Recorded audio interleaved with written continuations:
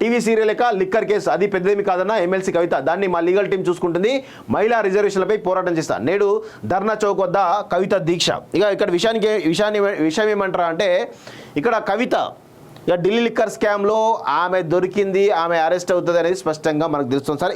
ఇప్పుడు అరెస్ట్ కాకపోయినా తర్వాత అయినా ఖచ్చితంగా ఆమె అరెస్ట్ కావడం ఖాయం, అందులో నో డౌట్, అందులో ఎటువంటి సందేహం లేదు. కానీ ఇక్కడ విషయం ఏంటి అంటే, ఆమె చాలా పెద్ద ఎత్తున ఈరోజు ఆ ఢిల్లీ లిక్కర్ స్కామ్ అంశం తెరపైకి రాకుండా, చర్చ జరగకుండా ఆ చర్చను డైవర్ట్ చేసేటువంటి ప్రయత్నం చేస్తోంది.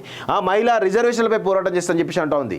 అయితే గత ప్రభుత్వంలో వాస్తవంగా ఈమె చేసేటువంటి ప్రయత్నం మంచిదే. ఎందుకు మంచిది అంటున్నా అంటే, ఇది కేసీఆర్ని రాజకీయంగా బొందబెట్టేటువంటి కార్యక్రమం జరుగుతూ ఉంది.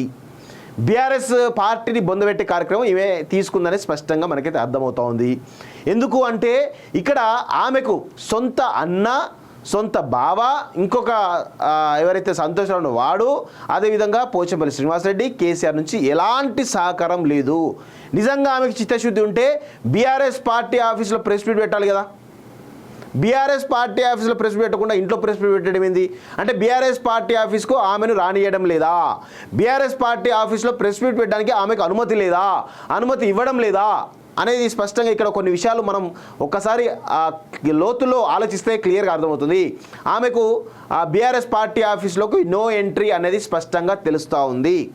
ఈ రిజర్వేషన్లు ఇవన్నీ కూడా ఆమె ఎత్తుకున్న ప్రతి అంశం కూడా కేసీఆర్ని, బీఆర్ఎస్ పార్టీని ముంచడానికి తప్ప ఆ పార్టీని నిలబెట్టడానికి కాదు అనేది స్పష్టంగా మనం తెలుసుకోవాల్సిన అవసరం ఉంది. ఖచ్చితంగా రాసి పెట్టుకోండి, బీఆర్ఎస్ పార్టీని బొందబెట్టడంలో కవిత పాత్ర చాలా కీలకంగా ఉండబోతుంది. ఎందుకు నేను చెప్తున్నాను అంటే, మహిళా రిజర్వేషన్లు కానీ ఇంకా వేరే ఆమె ప్రస్తావించిన అంశాలు ఏవైతే ఉన్నాయో గత ప్రభుత్వంలో మీరు ఎందుకు చేయలేదు అని మేము అడుగుతా ఉన్నాం. గత ప్రభుత్వంలో మీరు ఎందుకు చేయలేదు అని మేము అడుగుతా ఉన్నాం. మొన్న రీసెంట్గా కూడా అసెంబ్లీలో ఏదో ఉద్యోగాలకు సంబంధించి తీర్మానం, ఆమె ఒక అప్లికేషన్ పెట్టింది మండలిలో మాట్లాడాలని చెప్పేసి. కొంచెమైనా సిగ్గుండాలి కదా మాట్లాడడానికి.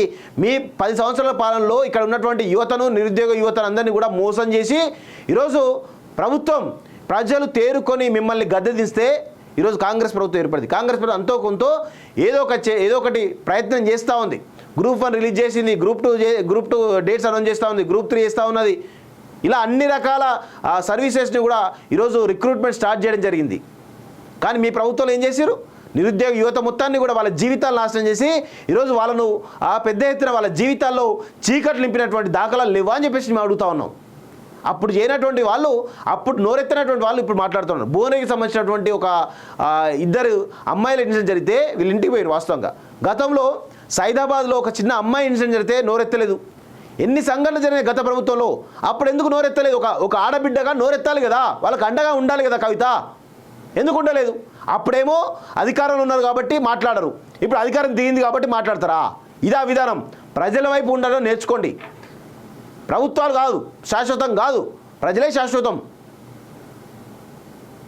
అప్పుడు మాట్లాడుకొని ఇప్పుడు వచ్చి మాట్లాడుతూ ఉంటే ప్రజలు నమ్ముతారు అనుకుంటారా?